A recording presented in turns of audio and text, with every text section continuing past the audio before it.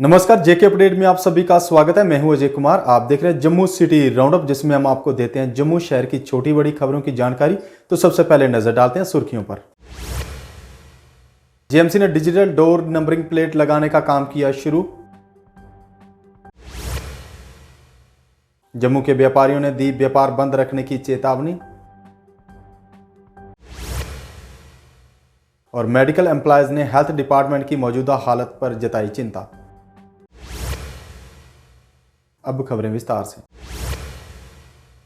JMC ने digital door numbering plate लगाने का काम किया शुरू। वार्ड नंबर 62 रूपनगर जम्मू में हुआ शुभारंभ। Mayor Jinder Sharma, commissioner JMC Rahul Yadav रहे मौजूद। जब लगाया जाता है फिक्स नहीं किया जाता, पहले चारों करके आता है, तो एक फिक्स कर दोगे तो कैसे चलेगा नहीं। कोई सामान ऑर्डर किया है या फिर खाना ऑर्डर किया है, उसमें आप इसको यूज़ कर सकते हैं। आपके घर पर कोई आपका नाती रिश्तेदार आने वाला है, कोई फ्रेंड आने वाला है, उनके साथ अपनी लोकेशन इसके माध्यम से शेयर कर सकते हैं।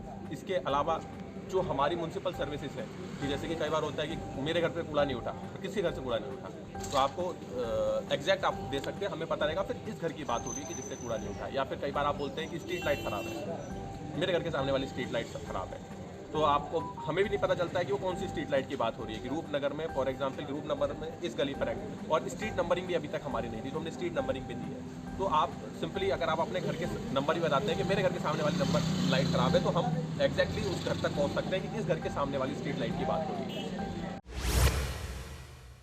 जम्मू के व्यापारियों ने दी व्यापार बंद रखने की चेतावनी। जीएसटी डिपार्टमेंट पर लगाया अकारण तंग करने का आरोप। पूर्ण सहयोग के बावजूद मामूली गलती पर भारी penalty. Yashpal Gupta ji, president retailer federation Jammu province, Anoop Mittal ji, president Kanak Mandi association, Ratanlal Gupta ji, ex president trader federation warehouse Jammu, Shyam Langar ji, general secretary trader federation warehouse, Munish Gupta ji, senior vice president, Amit Gupta ji, हमारे कैशियर, आप सबका धन्यवाद करता हूँ। जीएसटी कलेक्शन जो इस साल रिकॉर्ड बढ़ोतरी हुई है, पिछले अप्रैल में और इस अप्रैल में 917 करोड़ 85 लाख रुपया जो है जमा हुआ है, जो 30% से भी अधिक है। ये टैक्स कलेक्शन जो है, मेडिकल एम्प्लॉयज ने हेल्थ डिपार्टमेंट की मौजूदा हालत पर जताई चिंता। सुशील सूदन ने कहा, 1 अप्रैल से डायरेक्टर की पोस्ट है वैकेंट। कर्मचारियों का लंबित वेतन जारी करने की भी की मांग। 11 हेड का, जिसमें तकरीबन 3000 लोग हैं जम्मू और कश्मीर के, और ये all they are permanent employees, और इनको पिछले 6 महीने से तनख्वाह नहीं मिली है। और हर बार हम स्ट्रगल करते हैं, आपको भी पता है, तो यह हमें ये पे मिलती है।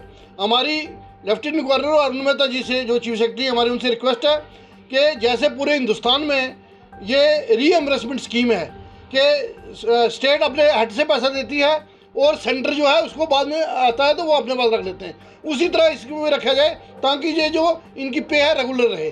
दूसरा हमारा एक मेजर इशू है, वो डायरेक्टर हेल्थ सर्विस जम्मू और डायरेक्टर फैमिली वेलफेयर, पिछले 1 महीने 1 दिन से जो है पोस्ट खाली पड़ी हुई है। उसमें बहुत सारे लोग हैं, जो जैसे हमारी ट्रांसफ़र होती है अप्रैल में, हमारा वो पोर्टल खुलता है, बहुत सारे बीमार लोग होते हैं, बहुत सारे रिटायर्ड पुलिस कर्मियों ने लंबित मांगे पूरी करने पर दिया बल। कहा, जल्द दूर की जाए वेतन विसंगतियां। मेडिकल अलाउंस भी देने की रखी मांग। Ajay Singh, non gazetted retire police welfare forum का चेयरमैन बोल रहा हूँ। सर, ये हमारा बड़ा देराना मसला है। 1996 से लेकर आज तक ये इसी तरह लमकता आ रहा है, और किसी भी ये हमारे चीफ मिनिस्टर साहबान ने जितने भी उनके पास हम गए, सब ने टाइम किल किया और इसको लंघरान किया। अभी रिसेंटली हम जनवरी के महीने में एलजी साहब के पास गए थे, तो एलजी साहब ने बड़ा पॉजिटिवली रिस्पांस दिया और उस पर एक्शन भी हुआ। अभी रिसेंटली 2-4 दिन पहले हमारे होम डिपार्टमेंट से हमें फ़ोन आया कि भाई आपका माजरा क्या है, और उन्होंने पूरी डिटेल हमारे से ली है।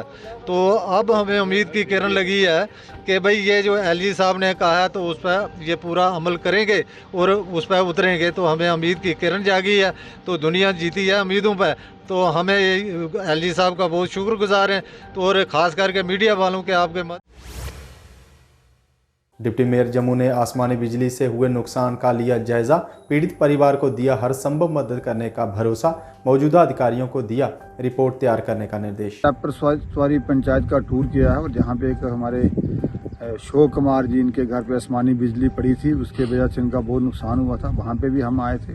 तो इसके साथ साथ हमारे जो अधिकारी हैं बिजली विभाग के, हमारे एक्शन राजेश जी, इनके साथ पूरी टीम वो भी आई थी। SHO सतवारी वो भी हमारे साथ थे, चौकी अफसर साथ थे। उसके साथ साथ बाकी भी विभागों के लोग, हमने लोगों की समस्याओं को भी सुना है, इनके साथ शेयर किया है और इनको भी कहा है कि आप जो आपका नुकसान हुआ है इसकी आप पूरी रिपोर्ट तैयार करिए। पुलिस वालों को भी कहा है कि इसका रिपोर्ट तैयार करके सारा जो हो सकता है उसका हम सपोर्ट करेंगे। और लोगों को भी हम कहना चाहते हैं कि जहाँ गाँव में जो कह रहे हैं कि हमने अर्थिंग नहीं की हुई है, तो अर्थिंग भी होनी चाहिए। उसी वजह से ये आसमानी बिजली का खतरा भी रहता है। तो इसके साथ साथ और भी इनकी रिलेटेड जो समस्याएं थी उनके साथ भी हम चर्चा की है। लोगों को सरकार की स्कीम्स। स्वर्गीय RC गुप्ता की 73वीं जयंती पर सूर्यचक में समारोह का आयोजन। तभी वेलफेयर सोसाइटी के संस्थापक थे स्वर्गीय गुप्ता। इस मौके पर DDC चेयरपर्सन भारत भूषण थे चीफ गेस्ट। बड़ा अच्छा काम करते हैं।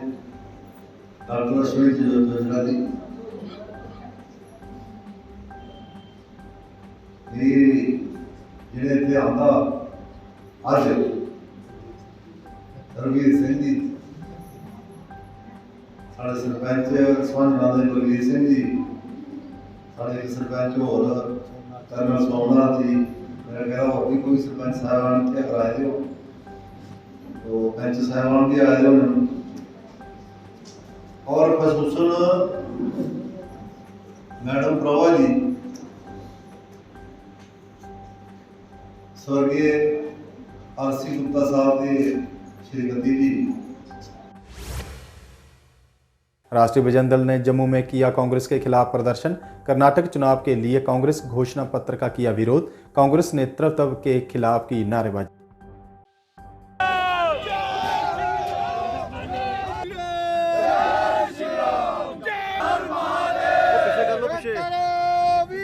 हमारा आज का विरोध प्रदर्शन जो है वो कांग्रेस के खिलाफ है। आज हम कांग्रेस दफ्तर के बाहर इकट्ठे हुए हैं। जिस प्रकार से कर्नाटका के अंदर इलेक्शन चल रहा है और उस इलेक्शन के दौरान कांग्रेस ने जो अपना मैनिफेस्टो निकाला है उसके अंदर हिंदू संगठनों की तुलना PFI से की गई है। PFI जो है वो एक प्रतिबंधित संगठन है जो देश विरोधी गतिविधियों में शामिल है और उसकी तुलना हिंदू संगठनों से करने की ये कतई पूरा हिंदुस्तान के अंदर हिंदू समाज बर्दाश्त नहीं करेगा, क्योंकि सभी जानते हैं कि हिंदू संगठन कोई भी आज तक किसी भी देश विरोधी गतिविधि में शामिल नहीं पाया गया है। जितने भी महात्मा गौतम बुद्ध का 2585वां जन्म दिवस मनाया गया। ऑल J&K पसमादा तबका डेवलपमेंट वेलफेयर सोसाइटी ने किया आयोजन। सोसाइटी अध्यक्ष विकी डोगरा ने बुद्ध की शिक्षाओं पर डाला प्रकाश। आज हमने अपने ऑफिस में महात्मा गौतम बुद्ध जी की जो जयंती है 2550वीं, उसके उपलक्ष्य पे एक कार्यक्रम जो है वो रखा गया था, जिसमें तमाम जम्मू कश्मीर के जो सोशल ऑर्गेनाइजेशंस हैं उनके जो प्रेसिडेंट्स हैं उनको जहाँ पे सम्मानित किया गया, जिसमें हमारी बड़ी बहन बीना बख्शी जी जो है वो जम्मू में एक SOS बेसहारा लोगों के लिए चला रहे हैं। उनके कार्यों को देखते हुए हमारी संस्था की तरफ से उनको भी सम्मानित किया गया। और कौशल तगोत्रा जी जो जम्मू के रहने वाले हैं आरसपुरा से, वो यूथ प्रेसिडेंट अपनी बरादरी के, उनके कार्यों को भी देखते हुए जहाँ पे सम्मानित किया गया। और रियल ट्रेड के जो MD हैं संजीव गुप्ता जी, उनके कार्यों को भी देखते हुए सम्मानित। पहला राष्ट्रीय युवा विनिमय कार्यक्रम आयोजन किया life for others being helpful foundation ने। RS चीफ गेस्ट और जसवीर सिंह थे गेस्ट ऑफ ऑनर। और ये जो सेमिनार आज इन्होंने रखा है, इसमें ये दो चीज़ें हैं। एक तो यूथ एक्सचेंज प्रोग्राम, क्योंकि यहाँ जो यूथ आया है वो केवल जम्मू कश्मीर का नहीं है, बाहर की स्टेट से भी है। तो यूथ एक्सचेंज प्रोग्राम, और सेकेंडली जिन बच्चों ने एक्सेल किया है इस काम में, तो उनको ये ऑनर भी करना चाहते हैं। इसमें लगभग 16 स्टेट्स के बच्चे आए हुए हैं और 25 बच्चों को ये ऑनर करना चाहते हैं। और इस इस सेमिनार के जो रखा गया है इसमें मेन मकसद ये है, इनकी जो NGO है उसका मकसद ये है कि जो ड्रग मेनेस इस समय चल रहा है, जो ड्रग की बीमारी बच्चों में फैल रही है उसको कैसे कंट्रोल करना है, कैसे चेक करना है। तो आज के जो theme Jammu city round up में बस इतना ही। देखते रहिए JK अपडेट। नमस्कार। जम्मू कश्मीर की खबरों के लिए जुड़े रहिए JK अपडेट के साथ।